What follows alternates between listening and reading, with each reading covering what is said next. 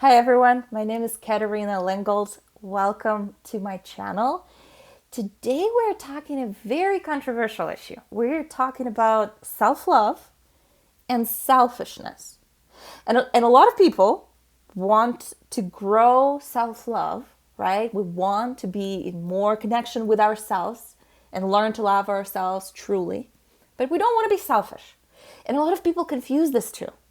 And today in this video, I want to tell you about the difference between those two things from a neuroscience perspective. They are completely different, completely different. And we will talk about specific techniques that can help you grow healthy, real healthy self-love. So if you like this topic, feel free to give me a thumbs up so I can make more videos with similar topics, and let's get started. So the first thing that I want to talk about is what self-love is. And this is a difficult one because then we need to identify what love is.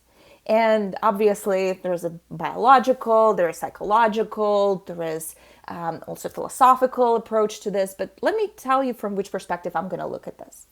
I believe that one of the biggest signs of love is desire to learn as much as possible about the object of love.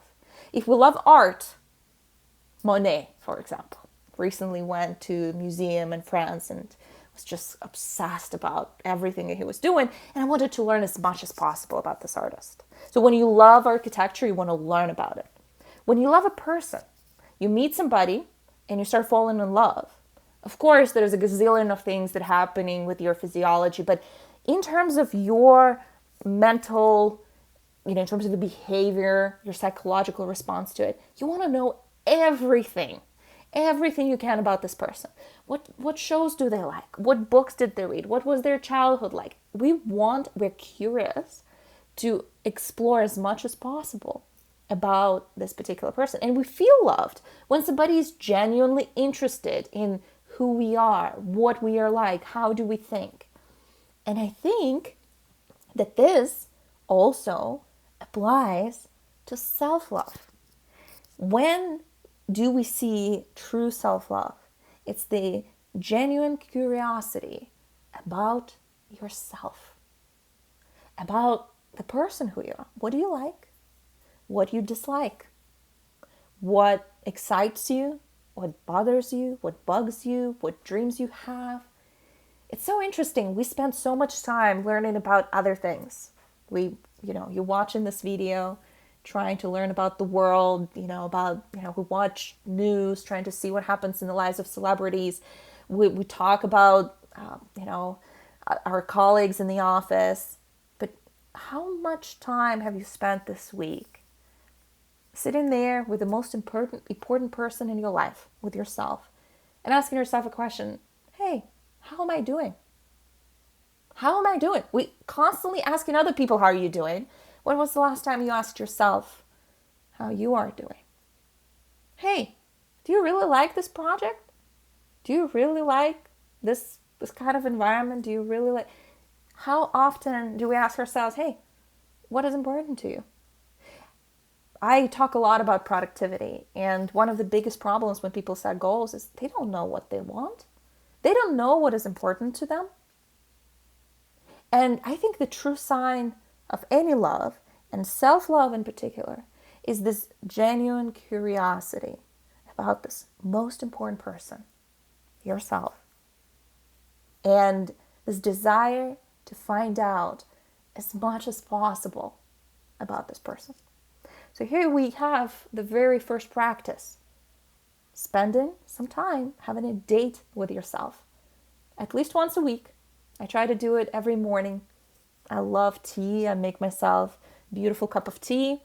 And I sit there and ask myself questions that I would ask a very dear friend or a person I truly love. Hey, how are you doing?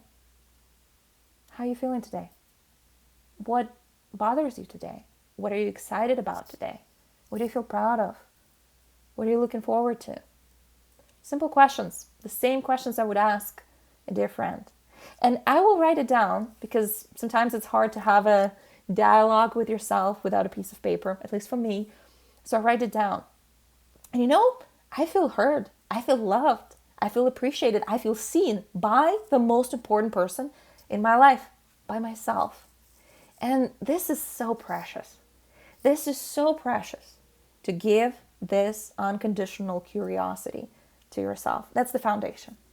I don't think you can realistically love somebody you do not know. This is not love. This is an illusion. This is a fantasy, right?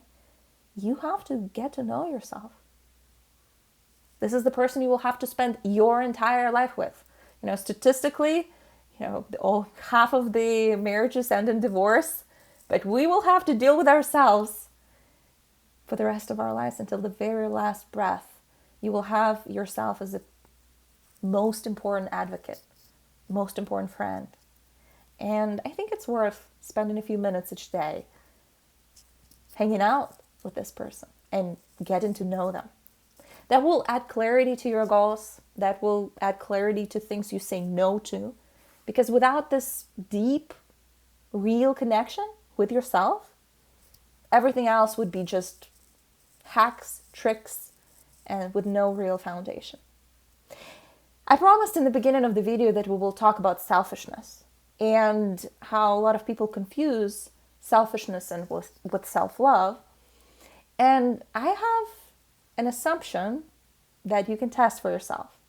When you start watching yourself day after day, and some of you may have noticed that too, you start seeing how you, or me, we are not statues made out of marble, staying the same centuries after centuries or years after years. We change. We are the river of change, constantly evolving, constantly transforming. And I think that is super interesting because you have the front row seat and you have exposure to this phenomenal show of your life where you're changing. Your preference change, your skills change, your desires change, and you get to see that. And this is how we get to selfishness. Because when people are selfish, what do? They hold on to the idea of who they are, the idea of who they want to be and what they want. And it's a very rigid structure. It's a very firm, kind of harsh structure. And if you compare that to somebody who has genuine, true self-love, they know that they're constantly changing. They have this flexibility. They have this mentality where like, hey, this is what I want right now. This is what I believe right now. But I am open. I am curious about other things.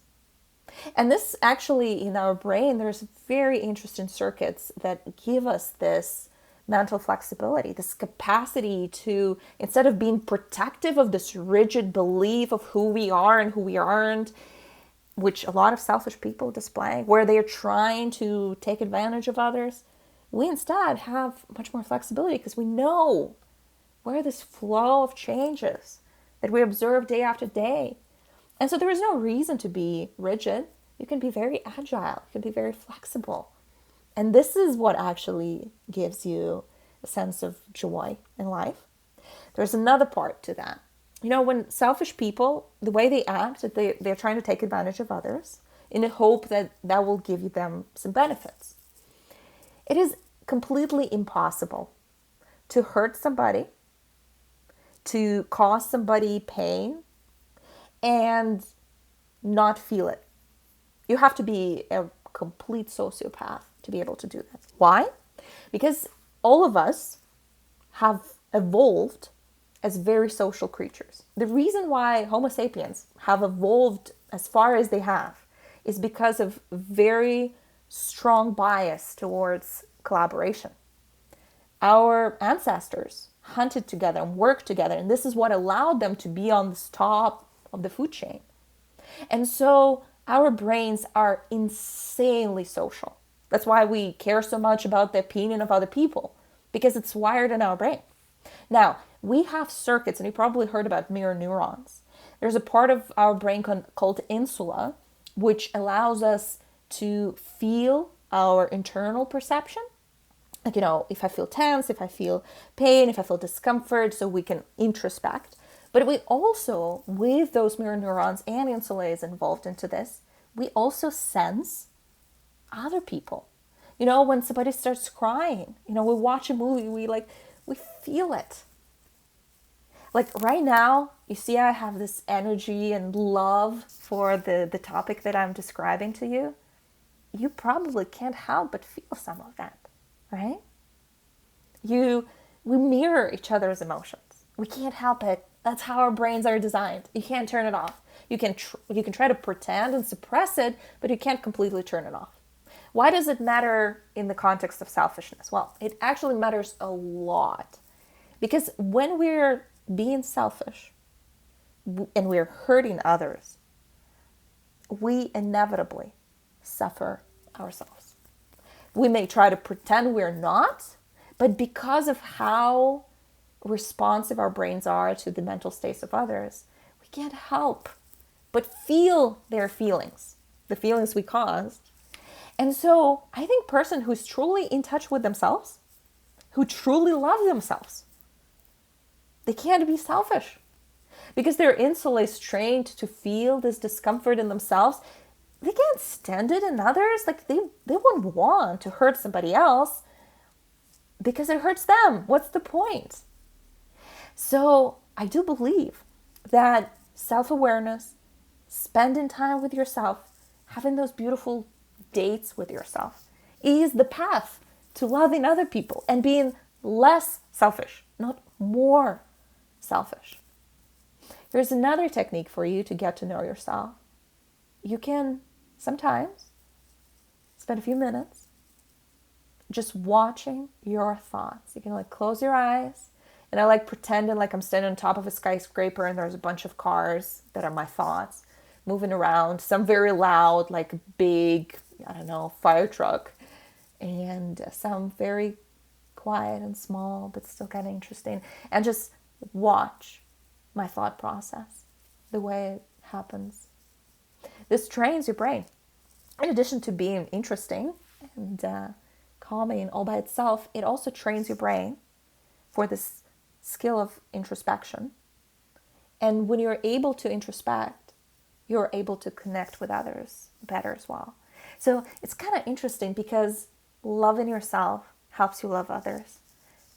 Loving others helps you love yourself. There's a phrase that I really, really like. You can't give others what you don't have. I'm going to repeat that. You can't give others what you don't have. It feels very kind of natural, from the context of material world. If I don't have this cup, I can't give it to you.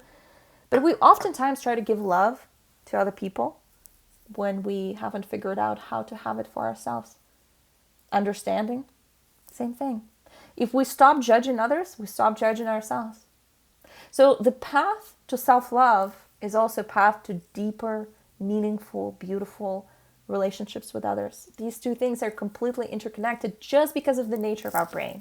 Same brain regions do the exact same things. So just to summarize, we are dealing with a very beautiful subject of self-love. And self-love is a beautiful foundation for connecting with others. It's not only good for you, it's also good for building quality relationships with others. And one of the best ways to truly connect with yourself is not to write on the mirror, I love myself, affirmations again and again. No, it might work, but what do you do when you love somebody? You don't just write it nonstop and repeat it. You try to get to know this person. So spend time with yourself. After watching this video, turn it off, make yourself some tea, some coffee, your favorite smoothie, and spend a few minutes just checking in with yourself like you would with a good friend. And another technique we discussed, watch your thoughts, like cars, looking down from a skyscraper. And watch how different aspects of your life change. And do not worry, self-love and self-connection never leads to selfishness. In fact, they are completely opposite things. And now you know why. That's it for today, guys. If you're interested in psychology, neuroscience, and ways how you can self-coach yourself and make changes in your brain, simple practices that are grounded in research, feel free to sign up and subscribe for this channel. Give this video a thumbs up. That will help others discover it and hopefully develop more self-love. With that, I'll see you in the next video. Bye.